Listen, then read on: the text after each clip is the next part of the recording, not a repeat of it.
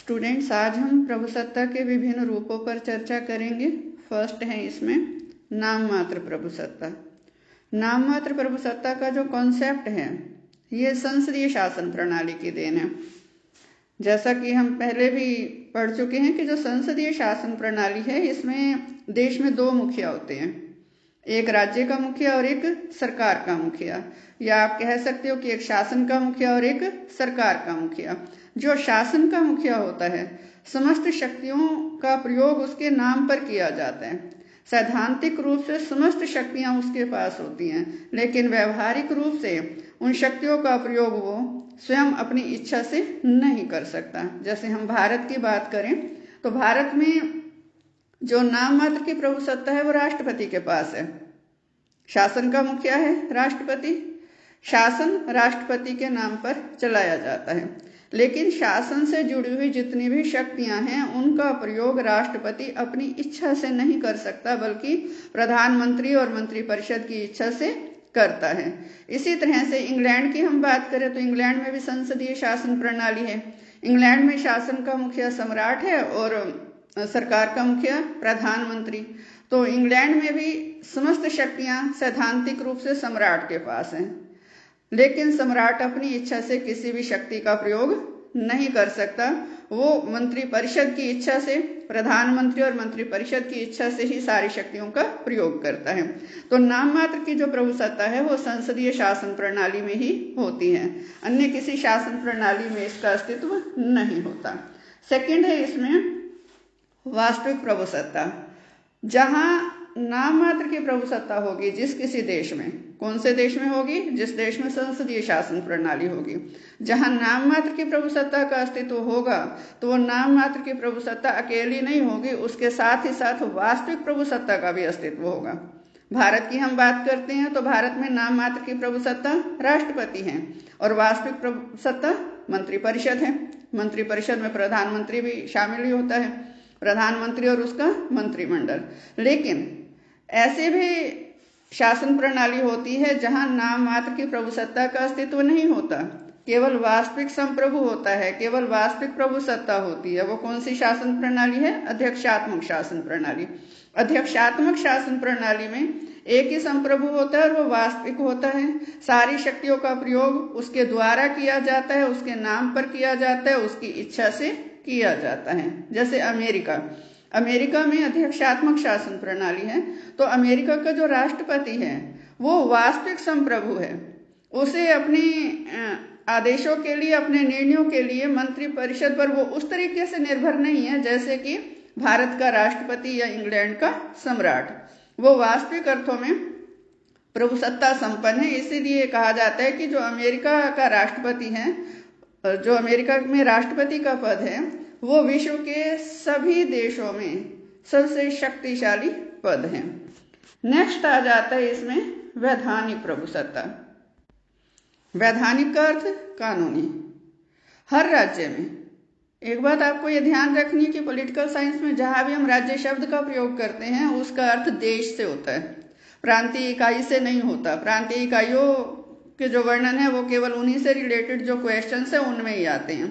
तो हर राज्य में, हर देश में कोई ना कोई ऐसी एक सर्वोच्च शक्ति होती है जिसके पास कानून निर्माण का अधिकार होता है, और उस शक्ति के द्वारा जो भी कानून बनाए जाते हैं वो राज्य में रहने वाले जितने भी लोग हैं, जितने भी संस्थाएं हैं, जितने भी समुदाय हैं, सबको उनका पालन करना होता है। और यदि कोई उन कानूनों का उल्लंघन करता है तो सर्वोच्च शक्ति के नियमानुसार उन दोषियों को दंड भी दिया जाता है। न्यायालय उसे अपराध मानते हैं, माने वो सर्वोच्च शक्ति ने जो आदेश दिए हैं, जो कानून बनाए हैं, जो नीतियां बनाई हैं, यदि उनका पालन कोई नहीं करता तो न्यायालय भी उसे अपराध की श्रेणी में ही मानते हुए दंड देगा। तो ये जो सर्वोच्च शक्ति है इसे नाम दिया गया है वैधानिक प्रभुसत्ता, कानूनी प्रभुसत्ता। हर देश के संविधान में ये निश्चित किया जाता है कि ये सर्वोच्च शक्ति, ये कानून निर्माण की शक्ति किसके पास रहेगी। अगर हम कॉन्सेप्ट की बात करते हैं तो जहां कहीं भी सरकार है तो सरकार के 3 अंग है, विधानपालिका, कार्यपालिका और न्यायपालिका। और कानून निर्माण की शक्ति किसके पास होती है? विधानपालिका के पास। तो माने संविधान के अनुसार ये जो कानून निर्माण की सर्वोच्च शक्ति है ये विधान पालिका के पास होती है। संविधान में ये निश्चित किया जाता है कि विधान पालिका में किसे माना जाएगा, कौन कौन शामिल होंगे। जैसे हम भारत की बात करते हैं तो विधान पालिका में राष्ट्रपति एवं संसद के दोनों सदन आ जाएंगे, इसमें लोकसभा भी और राज्यसभा भी। इसी तरह से इंग्लैंड की बात करते हैं तो इंग्लैंड में जो ये शक्ति है, सर्वोच्च शक्ति, कानून निर्माण की शक्ति, वो किस में निहित है? सम्राट सहित संसद में। माने भारत में वैधानिक प्रभुसत्ता है राष्ट्रपति सहित संसद में निहित, और इंग्लैंड में वैधानिक प्रभुसत्ता किसमें निहित है? सम्राट सहित संसद में। ये जो शक्ति है वैधानिक प्रभुसत्ता, ये निश्चित होती है, संगठित होती है। कानून निर्माण का अधिकार केवल और केवल इसी के पास होता है, और इसके बनाए हुए कानूनों का यदि कोई उल्लंघन करता है तो न्यायालय उसे अपराध मानते हुए उस उल्लंघन के लिए दंड भी देता है। नेक्स्ट है इसमें राजनीतिक प्रभुसत्ता। अब वैधानिक प्रभुसत्ता क्या है? संविधान ने जिसे कानून निर्माण की शक्ति दी है, यह असीमित है, निरंकुश है, सर्वव्यापक है। लेकिन इसका अर्थ ये नहीं है कि वैधानिक संप्रभु कोई भी कानून बना दे और वो सब पर लागू होगा और माना जाएगा। जब राजतंत्र हुआ करता था तब स्थिति अलग थी, लेकिन वर्तमान में क्या है? लोकतंत्रीय शासन प्रणाली है। अब इसमें हम इंग्लैंड का उदाहरण लेंगे। जैसे इंग्लैंड है, इंग्लैंड में कानून निर्माण की शक्ति, ये जो वैधानिक प्रभुसत्ता है, ये किसके पास है? सम्राट सहित संसद में। इंग्लैंड में संसद के, विधान पालिका का नाम संसद है। संसद के दो सदन है, निम्न सदन है कॉमन सदन, और ऊपरी सदन है लार्ड सदन। तो ऐसे में कॉमन सदन में कोई विधेयक पारित हो गया तो लार्ड सदन में जाएगा, लार्ड सदन में पारित हो गया फिर सम्राट के पास जाएगा। सम्राट वहां वीटो पावर का प्रयोग नहीं करता, निषेधाधिकार का प्रयोग नहीं करता। हम ये नहीं कह सकते कि सम्राट के पास वीटो पावर नहीं है। इंग्लैंड में सम्राट के पास वीटो पावर है, निषेधाधिकार है, लेकिन वहां परंपरा है कि सम्राट वीटो पावर का प्रयोग नहीं करता। माने विधान पालिका ने इंग्लैंड में कॉमन सदन और लार्ड सदन ने जो विधेयक पारित कर दिया, सम्राट उस पर हस्ताक्षर करेगा ही करेगा। परंपरा है, वो वीटो पावर का प्रयोग नहीं करेगा। विधान पालिका ने कानून बना दिया, अब लागू होना है। संसदीय शासन प्रणाली है तो जो कार्यपालिका के सदस्य हैं संसदीय शासन प्रणाली में विधान पालिका के सदस्यों से लिए जाते हैं, तो वो उस कानून को लागू भी कर देंगे, क्योंकि उसमें भी वही कॉमन सदन और लार्ड सदन के सदस्य हैं, वो लागू कर देंगे। और उसके बाद फिर वो जब लागू होगा जनता पर, और जनता को यदि लगे कि ये कानून गलत है, उनके अधिकार और स्वतंत्रताएं इससे अतिक्रमित हो रही हैं, या उन पर कोई भी किसी भी तरह का एक तरह से अत्याचार हो रहा है उस कानून के माध्यम से, तो जनता किसकी शरण लेना चाहेगी? न्यायालय की। सीधी सी बात यही है कि जनता न्यायालय की शरण लेगी। लेकिन न्यायालय के पास जब तक न्यायिक पुनर्निरीक्षण की शक्ति ना हो तब तक न्यायालय विधान पालिका द्वारा बनाए गए कानून और कार्यपालिका द्वारा लागू किए गए कानून की जांच कर ही नहीं सकता। तो इंग्लैंड में न्यायपालिका के पास न्यायिक पुनर्निरीक्षण की शक्ति नहीं है। तो माने जो कानून विधान पालिका ने जिस रूप में पारित कर दिया, कार्यपालिका ने भी उसे उसी रूप में लागू कर दिया। अगर वो कानून गलत है तो जनता भुगतेगी? नहीं, ऐसा नहीं है। ऐसा क्यों नहीं है? ठीक है, संसद के पास ये शक्ति है, इंग्लैंड की संसद के पास, कि उसके पास असीमित शक्ति है, निरंकुश शक्ति है, क्योंकि इंग्लैंड में एकात्मक शासन प्रणाली है। समस्त विषयों पर कानून बनाने का अधिकार इंग्लैंड की संसद को है।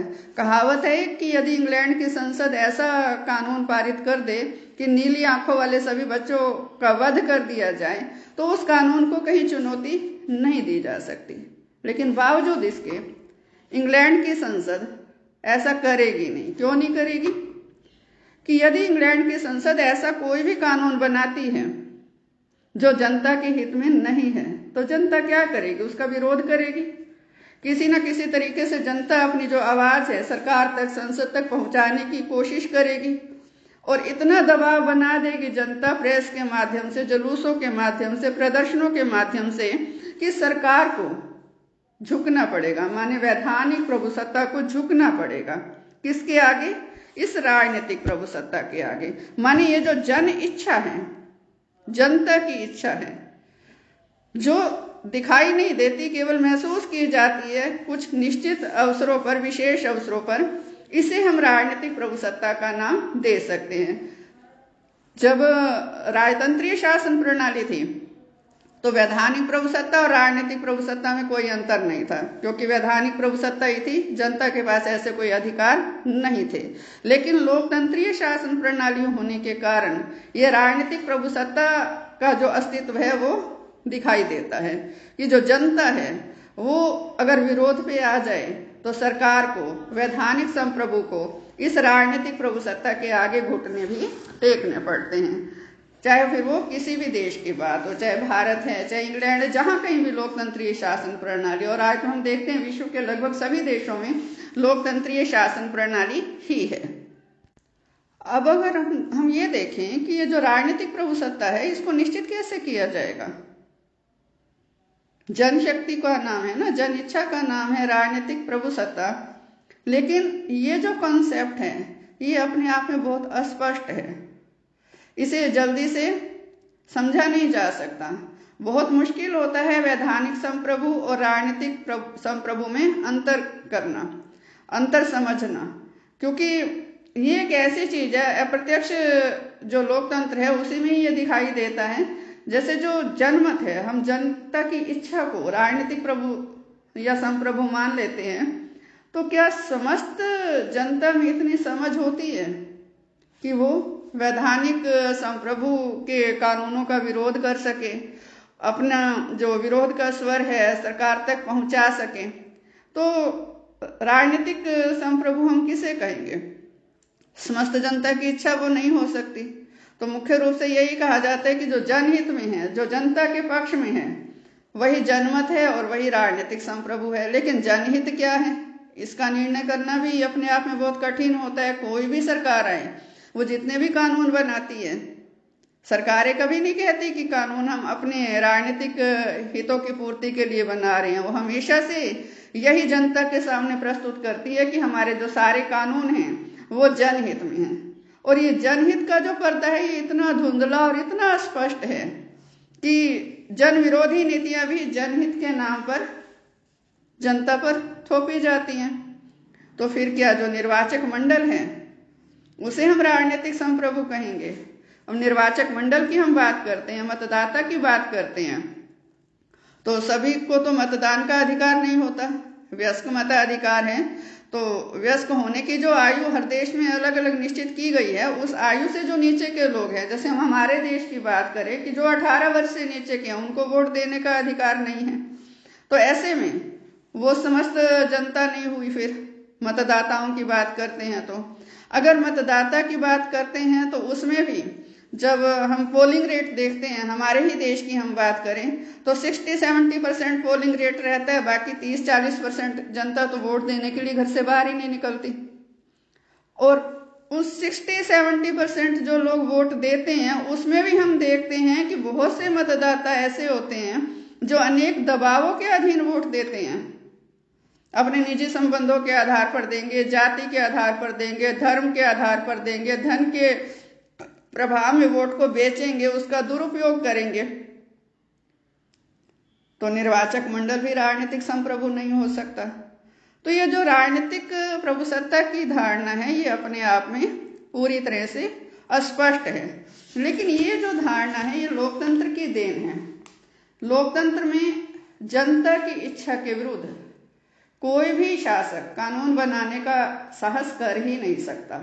यदि वो ऐसा करेगा तो फिर जनता हो सकता है उस समय विरोध के स्वर इतने उच्च ना कर पाए, अपनी आवाज सरकार तक ना पहुंचा पाए, लेकिन चुनाव के समय जनता उस शासक को बाहर का रास्ता दिखा देगी। तो ऐसे में जो प्रजातंत्रीय देश है इनमें हम कह सकते हैं कि समस्त नागरिकों को ही राजनीतिक प्रभु हम कह सकते हैं।